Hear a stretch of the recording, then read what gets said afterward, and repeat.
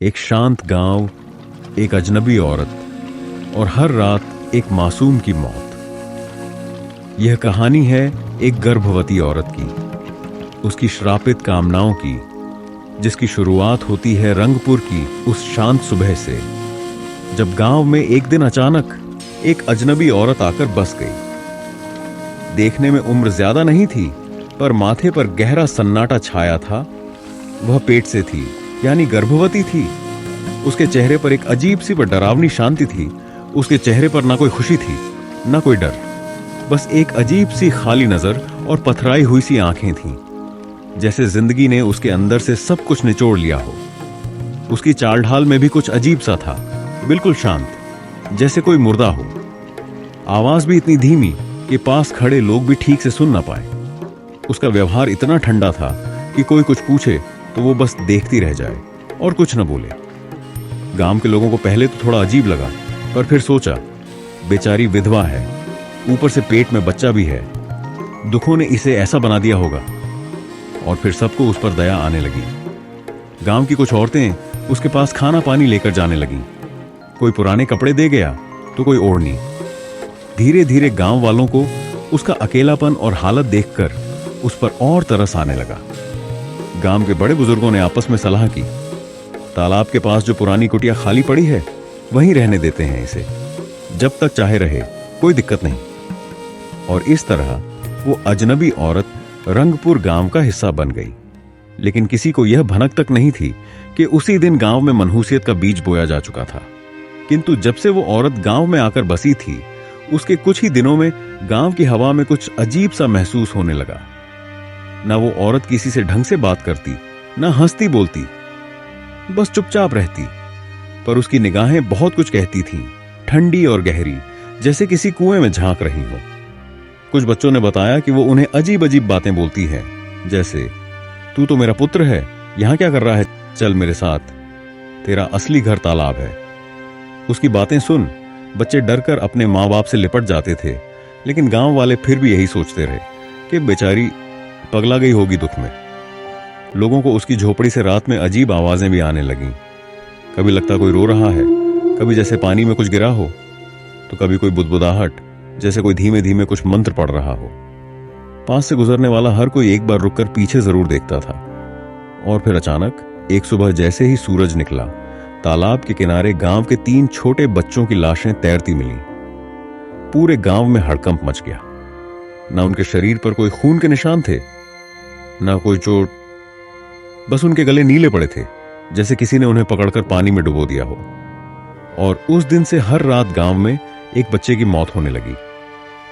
किंतु इन मरने वाले बच्चों में एक बात समान थी, चाहे बच्चा कैसे भी मरा हो, खाट से गिरकर, खेलते खेलते या नींद में ही, लेकिन हर एक के शरीर पर वही डूबने जैसे नीले निशान होते थे, जैसे उन्हें कोई जबरदस्ती डुबोकर मार रहा हो।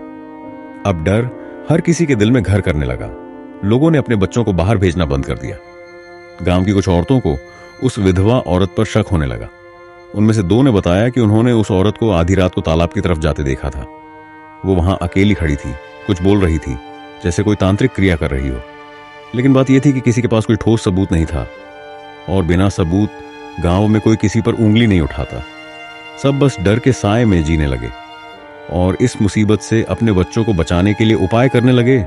कोई अधिक पूजा पाठ करने लगा तो कोई झाड़ फूंक करवाने लगा, किंतु सभी उपाय बेअसर साबित हुए और हर रात गांव के एक बच्चे की मौत होती रही। और गांव के लोग बस विवशतावश डर के साए में जीते रहे और हर रोज कोई ना कोई बच्चा जाता रहा। माँ बाप छत पर सोने से डरने लगे, बच्चे अकेले कहीं नहीं जाते, औरतें झोपड़ी से बाहर निकलने से घबराती। गांव के लोग बहुत कोशिश करते रहे ये समझने की कि आखिर हर रोज बच्चे ही क्यों मर रहे हैं, पर किसी को कुछ समझ नहीं आया।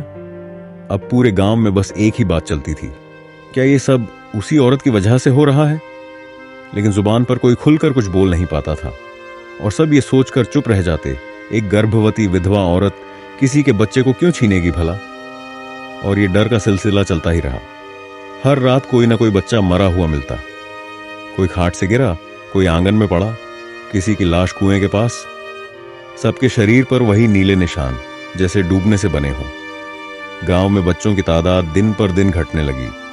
कोई माँ अपने बच्चे को आंखों से ओझल ना होने देती, पर मौत तो जैसे आंख मूंदे सबको ढूंढ ही लेती थी। कुछ ही दिनों में ऐसा वक्त आ गया कि गांव की गलियों से बच्चों की हंसी तक गायब हो गई। और फिर एक दिन वो हादसा हुआ जिसने पूरे गांव को कोई सख्त कदम उठाने पर मजबूर कर दिया। गांव के मुखिया का बेटा, जो उस शाम उस औरत के साथ बातें करता देखा गया था, अचानक छत पर खेलते खेलते नीचे गिर गया। सबने सोचा छत से गिरने से मौत हुई होगी, लेकिन जब उसके शव को पास से देखा गया तो वही डूबने जैसे नीले निशान उसके शरीर पर भी थे। अब गांव की औरतों का शक और भी गहरा हो गया। और उसी रात गांव की 3 औरतों ने एक और डरावनी चीज देखी। उन्होंने उस विधवा औरत को आधी रात के वक्त तालाब के बीचों बीच खड़े होकर कुछ मंत्र पढ़ते देखा। उसके चारों तरफ पानी हिल रहा था, जैसे कोई अदृश्य ताकत उसे घेरे हो। अब जो शक था वो सच में बदलने लगा। गांव वाले भड़क उठे। सब इकट्ठा होकर उस औरत के घर की तरफ चल पड़े। कोई लाठी लेकर आया, कोई मशाल लेकर। गुस्से में भरे गांव वालों ने उसके घर का दरवाजा तोड़ दिया, पर जब अंदर घुसे तो जो देखा, सांसें थम गईं। कमरे के अंदर का नजारा किसी तांत्रिक अड्डे जैसा था। चारों ओर तांत्रिक सामान बिखरा पड़ा था। काले धागे, नींबू, हड्डियां, खून से सनी मिट्टी और एक बड़ा सा त्रिकोण जमीन पर बना था। लेकिन जो सबसे भयानक चीज थी वो थी 2 नवजात शिशुओं की काली पड़ी लाशें। वो 2 जुड़वां बच्चे उसी औरत के थे जिनके पैदा होते ही उसने उन्हें मार डाला था, और अब उन्हीं की बलि देकर कोई साधना कर रही थी। ये देखकर गांव वाले दंग रह गए। किसी को यकीन नहीं हुआ कि एक मां अपने ही बच्चों की बलि दे सकती है। अब किसी को कोई शक नहीं रहा। पूरे गांव में जैसे आग लग गई। सबने ठान लिया कि अब इस डायन का अंत करना ही होगा। गांव के मर्द, औरतें सब मशालें लेकर उसे ढूंढने निकल पड़े, और वह औरत उन्हें गांव के उसी तालाब के किनारे बैठी मिली जहां वह अक्सर बैठकर कुछ बुदबुदाती रहती थी। वह वहां ऐसे बैठी थी मानो गांव वालों का इंतजार ही कर रही हो। वो उसी तरह चुपचाप बैठी थी जैसे कुछ जानती हो। किसी डर का नामो निशान नहीं था उसके चेहरे पर। गांव वालों ने उसे डायन डायन कहकर पकड़ लिया और उसे एक बंजर पड़े खेत में ले गए। खेत के बीचों बीच एक सूखा हुआ बबूल का पेड़ था। गांव वालों ने उस औरत को उस पेड़ से बांध दिया और उसके चारों तरफ सूखी घास और लकड़ियों का ढेर लगाने लगे। पर अजीब बात यह थी कि वो औरत ना तो घबरा रही थी और ना ही डर रही थी। वो अभी भी बिल्कुल शांत थी, लेकिन उसके चेहरे की वो शांति बहुत भयानक थी। उस शांति में भविष्य में होने वाली एक बहुत बड़ी अनहोनी का डरावना एहसास था, जैसे कुछ अनर्थ होने वाला हो।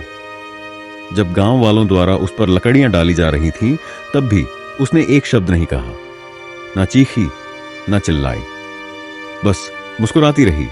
पर गांव वालों ने उसे डायन डायन कहकर जला दिया। और जब आग की लपटें उसके बदन को पकड़ने लगीं, वो औरत जोर से हंसने लगी। ऐसी हंसी जैसे गांव वालों को चिढ़ा रही हो, या जैसे अभी भी कुछ बाकी हो। गांव वाले थोड़ी देर के लिए हक्के बक्के रह गए, पर उन्होंने यही समझा कि अब उसका काम तमाम हो गया। अब गांव पर से उस मनहूस औरत का साया हट गया। किंतु उस रात में गांव में कुछ ऐसा घटता है जो कि रंगपुर को अंदर तक हिला देता है। रात के ठीक 12 बजते ही जैसे किसी अनदेखी शक्ति ने पूरे गांव पर अपनी छाया फैला दी। हवा एकाएक भारी हो गई और आसमान में काले बादलों का जमावड़ा गहराने लगा। मंदिर की घंटी बिना किसी के छुए अचानक बज उठी और उसी क्षण गांव के हर एक छोर से बच्चों की चीखें गूंज उठी, तेज, कंपकंपाती हुई और हृदय विदारक। एक झटके में गांव के सभी बच्चों की मौत हो गई। पूरे गांव में चीख पुकार मच गई। उसके बाद तो जैसे पूरी हवाओं ने चीखों को अपनी बाहों में भर लिया हो। हर घर से रोने, चिल्लाने और चीखने की आवाजें उठने लगीं। बच्चे जो कुछ क्षण पहले तक चैन की नींद सो रहे थे, एक एक कर बेसुध होकर गिरने लगे। किसी की सांसें रुक गईं, किसी की आंखें खुली की खुली रह गईं और किसी का शरीर अकड़कर नीला पड़ गया। गांव के लोग दरवाजे खोलकर बाहर भागे, पर हर दिशा से एक ही दृश्य उभर रहा था। बच्चों की लाशें, जिनके चेहरों पर गीले बालों की लटें चिपकी थीं, और शरीर ऐसे जैसे पानी में घुटकर निकाले गए हों। जबकि न तो गांव में बारिश हुई थी, न ही कोई नदी तालाब उफान पर था। गांव वालों ने देखा, हर बच्चे की आंखें खुली थीं और सबकी आंखों में आखिरी पल का वही डर, वही अजीब घबराहट जमी हुई थी, जैसे उन्होंने कुछ ऐसा देखा हो जिसे इंसानी जुबान बयान नहीं कर सकती। उस रात के बाद रंगपुर में बस दो चीजें बची, सन्नाटा और मातम। रंगपुर में बच्चों की एक के बाद एक हुई रहस्यमयी मौतें अब किसी सामान्य बीमारी का परिणाम नहीं लग रही थी। गांव में मातम की चीखें गूंज रही थीं और हर मां की आंखों में सिर्फ एक ही सवाल था, कौन है ये अनदेखी मौत जो हमारे बच्चों को छीन कर ले गई। किसी भी वैद्य, पुजारी या ओझा की बात काम नहीं आई। अंततः गांव के बुजुर्गों ने एक नाम सुझाया, त्रिकाल भैरवनाथ, एक सिद्ध रहस्यमयी तांत्रिक जो तीनों कालों को देखने की सामर्थ्य रखते थे। उन्हें बुलाने के लिए गांव के 4 युवकों को भेजा गया। उन युवकों को एक गुप्त पहाड़ी के भीतर 7 दिन और 7 रातों की यात्रा करनी पड़ी। और 7 दिन बाद जब उन 4 युवकों के साथ वो तांत्रिक बाबा आए तो जैसे गांव की हवा बदल गई। पेड़ थम गए, पशु चुप हो गए और बाबा ने कहा, इस गांव की आत्मा जिंदा है, लेकिन यहां से किसी तंत्रिक साधना की गंध आ रही है। मुझे आत्माओं को बुलाना होगा, क्योंकि वही सच बताएंगी जिसे जमीन छुपा रही है। अब बाबा की आज्ञा का पालन करते हुए गांव के बीचों बीच तांत्रिक यज्ञ रचाया गया। नीले और लाल सिंदूर से बने गुप्त यंत्र, 5 कौड़ियों से सजे हुए दिशा द्वार और एक ऐसा यज्ञ कुंड जिसके चारों ओर गुप्त रचनाएं लिखी गई थीं, जिनका उच्चारण केवल बाबा ही कर सकते थे। रात्रि का तीसरा पहर था और जैसे ही बाबा ने यज्ञ की अग्नि जलाई, हवा की दिशा उलटी बहने लगी। चिड़ियां गिर पड़ी, पीपल के पत्ते जल उठे और फिर बाबा ने मन ही मन कुछ मंत्रों का उच्चारण शुरू किया और पास पड़ी यज्ञ सामग्री में से कुछ चीजें अपने हाथों में उठाई और यज्ञ की अग्नि में छोड़ दी। और इसके साथ ही एक हृदय विदारक चीख के साथ आत्माएं वहां प्रकट हुई। चेहरे अधजले, आंखें बहती हुईं और जुबानें जल की तरह कांपती हुई। वह आत्माएं बहुत ही भयानक थीं और आते ही उन्होंने बाबा को मारना चाहा, किंतु बाबा ने मंत्रोच्चार से आत्माओं को बांध लिया और पूछा, कौन है यह मृत्यु की रचयिता? और फिर आत्माओं ने जो कहा उसने पूरे गांव की रूहें जमा दी। वह स्त्री जो विधवा बनकर रंगपुर में आई थी, उसका नाम विवरणा है। यह सुन गांव वालों के होंठ सूख गए। वह चित्तौड़गढ़ राज्य की एक निर्धन स्त्री थी, लेकिन उसकी धन, सौंदर्य और अमृता की लालसा इतनी विकराल थी कि वह जल यक्षिणी बनने की तांत्रिक साधना में लिप्त हो गई। यह साधना प्राचीन, निषिद्ध और अत्यंत भयावह थी, क्योंकि इस साधना में उसे किन्हीं 2 मासूमों और एक वयस्क इंसान की बलि देनी पड़ती, और इसके लिए उसने अपने ही पति और अपने पेट में पल रहे बच्चों को बलि के लिए चुना। और उसने जल की देवी को प्रसन्न करने के लिए अपने ही पति की बलि दे दी। किंतु जब वह अपने गर्भ में पल रहे जुड़वां बच्चों को चढ़ाने जा रही थी, तभी चित्तौड़ के महाराज को इस नरबल्ली की खबर मिल गई और उन्होंने तत्काल उसका तंत्र साधना को भंग करवा दिया। उसकी साधना अधूरी रह गई। इसके बाद चित्तौड़गढ़ राज्य के राजा ने उसे राज्य से बाहर निकाल दिया। परंतु उस अधूरी साधना ने ही उसके शरीर को अभिशप्त बना दिया और विवरणा को कुछ अपवित्र, अधूरी लेकिन अत्यंत घातक शक्तियां प्राप्त हो चुकी थीं, जो उसे इंसान से परे एक अभिशप्त प्राणी बना चुकी थी। साधना को पूरा करने के लिए अब उसे चाहिए थी 2 नवजात शिशुओं की बलि और एक वयस्क इंसान का रक्त। ये 3 बलियां मिलकर उसे जलयक्षिणी के अंतिम रूप में बदलने वाली थीं। वो रूप जिसमें वह जल से अमृता, सौंदर्य और मृत्यु को अपने अधीन कर सकती थी। इसके लिए उसने जानबूझकर अपने गर्भ में पल रहे शिशुओं को जन्म नहीं दिया। वे आज भी उसके भीतर जीवित हैं। वर्षों से उसने उन्हें एक विशेष तांत्रिक विधान से रोक दिया, ताकि जब भी उसे फिर से साधना करने का अवसर मिले तो बलि के लिए किसी और को न खोजे, बल्कि अपने ही बच्चों को चढ़ाकर साधना पूर्ण करे। तब से वह सदियों तक भटकती रही, इंतजार करती रही उस स्थान का जहां शांति हो, मासूम नवजात हो और जल का सन्नाटा फैला हो। और वह स्थान उसे मिला, रंगपुर। अब तक यज्ञ के चारों ओर बैठे गांव वालों की सांसें रुक चुकी थीं। किसी के हाथ कांप रहे थे, किसी की आंखों से आंसू बह रहे थे, और अब गांव वालों को सब समझ आ गया था। वह विधवा औरत जो कुछ महीने पहले ही रंगपुर में आई थी, साधारण नहीं थी। वह वही थी, विवरणा, एक पिशाचिनी आत्मा जो सौंदर्य, अमृता और शक्ति के लिए 1000 वर्षों से अपनी अधूरी साधना को पूर्ण करने का अवसर खोज रही थी। अब तक गांव वालों को यह तो समझ आ गया था कि उसने 2 नवजातों की बलि पहले ही चुपचाप ले ली थी, मगर अंतिम बलि की बात ने सबको और भयभीत कर दिया थी। किंतु त्रिकाल बाबा भी इस बार भ्रमित थे। अगर तीसरी बलि बाकी है तो वह किसकी होनी है? और तभी आत्माओं की एक और गूंजती हुई आवाज ने यज्ञ कुंड के भीतर से सच का पर्दाफाश किया। तीसरी बलि पूरी हो चुकी है। सब चौंक उठे। कैसे? कब? किसकी? वो बलि स्वयं विवर्णा ने दी है, आत्माओं ने भयानक स्वर में कहा। त्रिकाल बाबा पीछे हटे। क्या उसने अपनी ही बलि चढ़ा दी? हां, आत्मा बोली। उसने अपने ही भीतर बंद उन 2 नवजातों की बलि दी और फिर स्वयं को गांव वालों के हाथों जलवा दिया ताकि उसकी अधूरी साधना पूरी हो सके। अब सब कुछ स्पष्ट हो चुका था। उस दिन जब गांव वालों ने उस विधवा को बच्चों की मौत का जिम्मेदार मानते हुए पकड़ लिया था, तथा जब उसे पीट पीट कर मंदिर के पीछे बांध दिया गया था, जब भीड़ ने बिना कुछ जाने उसे घसीट कर जलती लकड़ियों पर फेंक दिया था, और जब वह औरत हंस रही थी आग की लपटों में भी, गांव वालों को तब यह पागलपन लगा था। लेकिन अब वो हंसी एक भयावह सच्चाई बनकर सामने थी, क्योंकि वह जानती थी अब उसकी साधना पूर्ण हो चुकी है। उसने अपने 2 नवजात बच्चों की बलि दी और स्वयं अपने शरीर की तीसरी बलि, और यही तीनों बलियां थीं जो जल यक्षिणी बनने के लिए आवश्यक थीं। अब समझ आया आग की लपटों में भी उसका चेहरा क्यों चमक रहा था, उसके होठों पर मुस्कान क्यों थी, उसकी आंखों में डर नहीं विजयी चमक क्यों थी। क्योंकि अब वो मर नहीं रही थी, वो जन्म ले रही थी एक नए रूप में, एक प्राचीन जलयक्षिणी के रूप में। त्रिकाल बाबा गंभीर स्वर में बोले, हम सब ने उसे वहीं पहुंचा दिया जहां वह जाना चाहती थी। उसकी अंतिम बलि हम सब की आंखों के सामने पूरी हुई, और अब वह जलयक्षिणी बन चुकी है। त्रिकाल बाबा की तंत्रवाणी जैसे जैसे गहराती गई, आत्माओं की आवाजें और विकृत होती गईं, और फिर एक आत्मा ने वो राज खोला जिसने पूरे गांव को भीतर तक जमा दिया। उस रात जब तुम सबने उसे जलाया, यीशु उसने अपने दोनों अजन्मे शिशुओं की बलि पहले ही दे दी थी, और जब तुमने उसे आग में झोंका तब वह तीसरी बलि स्वयं की दे चुकी थी। पर यही अंत नहीं था। आत्मा की कंपकंपाती जलती सी आवाज फिर गूंजी। लेकिन एक रहस्य और है, एक शाप जिसे कोई नहीं जानता।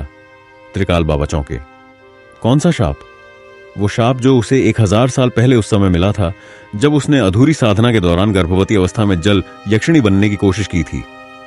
उस शाप के अनुसार अब तुम्हारे भीतर मातृत्व की तृष्णा कभी नहीं मिटेगी, लेकिन जब भी कोई बच्चा तुम्हारे पास आएगा वह मर जाएगा। यह सुनते ही जैसे पूरे यज्ञ मंडल पर भय की बिजली गिर गई। विवर्णा के भीतर तब से ही बच्चों के लिए एक अनजानी लालसा बस गई थी। वो चाहती थी कि कोई बच्चा उसके पास आए, उसकी गोद में हो, पर जैसे ही कोई मासूम उसकी छाया के पास भी जाता वह तिल तिल कर मर जाता। और यही कारण था कि जब वह रंगपुर आई तो हर रात किसी न किसी मां की गोद से बच्चा छीन लेती थी। वह जानती थी कि बच्चा मरेगा, फिर भी रुक नहीं सकती थी। वो उसे छूती, सहलाती और बच्चा प्राण त्याग देता। गांव वालों की रूह कांप उठी। उनकी समझ में अब यह बात आ रही थी, हर वो रात जब एक बच्चा बिना किसी वजह के मृत पाया गया, वह दरअसल विवर्णा की गोद में आखिरी सांस ले चुका था। आत्मा फिर बोली, और जब वह पूर्ण जल यक्षिणी बन गई, उसकी शक्ति चरम पर पहुंच गई, तो वह अब सिर्फ 1 या 2 नहीं, पूरे गांव के बच्चों को एक साथ खींच सकती थी। उसी रात जब घड़ी ने 12 बजाए, उसने अपने शाप की अंतिम परिणति स्वीकार की। उसने अपने शाप को ही अपना अस्त्र बना लिया, और उसने पूरे गांव के बच्चों को अपनी ओर खींच लिया, गोद में लिया, और फिर रंगपुर के हर घर में मातम फैल गया। त्रिकाल बाबा सन्न रह गए। अब तक वे केवल उसे एक साधिका मान रहे थे, एक पिशाचिनी जो अमृतत्व चाहती थी। लेकिन अब सच सामने था, उसका शाप ही उसकी भूख बन गया था। मां बनने की लालसा और शापित छाया का यह विकृत मेल, यही था रंगपुर की विनाश लीला का मूल। जैसे ही आत्माएं यह सब कहकर शांत हुईं, यज्ञ कुंड की अग्नि बुझ गई, धुआं चारों दिशाओं में फैल गया, और आत्माएं चुपचाप चली गईं, पर पीछे छोड़ गईं एक सच जिससे अब कोई नजर नहीं चुरा सकता था। रंगपुर की मिट्टी अब जानती थी, उसने जिस स्त्री को जला दिया वह मरने नहीं आई थी, वह तो जागने आई थी, और अब वह पूरी तरह जाग चुकी थी। त्रिकाल बाबा ने जब आत्माओं की बात सुनी, तब उन्होंने गहन तपस्या के बाद तंत्र पुस्तकों से समाधान खोजने की चेष्टा की। कई रात्रियां उन्होंने यज्ञ में बिताई, पर हर दिशा से एक ही उत्तर आया, उस यक्षिणी को रोका नहीं जा सकता, क्योंकि उसका अस्तित्व अब किसी शरीर में नहीं, उस भूमि की आत्मा में समा चुका है। गांव के लोगों ने जब तांत्रिकों से प्रश्न किया, क्या कोई उपाय नहीं बचा? तांत्रिकों ने बहुत देर तक चुप रहकर बस एक बात कही, अब इस शापित भूमि को त्याग दो, यही एकमात्र मुक्ति है। यह सुनते ही पूरे रंगपुर गांव में शोक और भय की लहर दौड़ गई। हर घर का आंगन, जहां कभी बच्चों की किलकारियां गूंजा करती थीं, अब मौन और शून्य में डूबा था। लोगों ने अपनी टूटी छतें, चूल्हे, खेत और पुरखों की मिट्टी छोड़ने का कठिन निर्णय लिया। एक लंबा विस्थापन शुरू हुआ। माएं रोती हुई अपने सूने आंगन छोड़ती रहीं। पुरुष मुड़े हुए कंधों और खाली निगाहों के साथ गाड़ी गाड़ी सामान लादते गए, और बच्चे जो अब रहे ही नहीं, उनकी यादें दीवारों पर जैसे किसी धुंध की तरह तैरती रहीं। रंगपुर धीरे धीरे एक जीवित गांव से मृत भूमि में बदल गया। अब वहां कोई नहीं रहता। रंगपुर गांव अब एक वीराना बन चुका था। किंतु आज भी जब कोई अनजाना मुसाफिर रास्ता भटककर रंगपुर की सीमा में प्रवेश करता है, सब कुछ शांत होता है, जरूरत से ज्यादा शांत। पेड़ हिलते नहीं, पक्षी नहीं बोलते, और हवा सांस लेना बंद कर देती है। और यदि उस मुसाफिर के साथ कोई गर्भवती महिला या नवजात की मां हो, तो अगली सुबह उस मां का बच्चा भी ठीक उसी प्रकार तालाब के पास मृत पाया जाता है, जैसे रंगपुर के सभी बच्चे मृत पाए जाते थे, डूब के मरे हुए। क्योंकि जल यक्षिणी अब एक स्त्री नहीं रही, वह अब रंगपुर की जमीन बन चुकी है। वह हर घास के तिनके में है, हर सूखी दीवार में, हर टूटे झूले में, और हर उस आंचल की छाया में जहां कभी कोई बच्चा मुस्कुराया था। रंगपुर अब एक नाम नहीं, एक श्राप है, और उसकी मिट्टी आज भी मातृत्व की भूख से जल रही है। क्या तुम कभी उस गांव के पास से गुजरे हो? तो शायद तुम्हारे कानों तले भी किसी की हंसी टूटी थी, या किसी मातृत्व की भूखी आत्मा की बुदबुदाहट की आवाज। दोस्तों, आपको ये कहानी कैसी लगी? अच्छी लगी हो तो इस वीडियो को लाइक करें और हमारे चैनल को सब्सक्राइब करें। हर हर महादेव।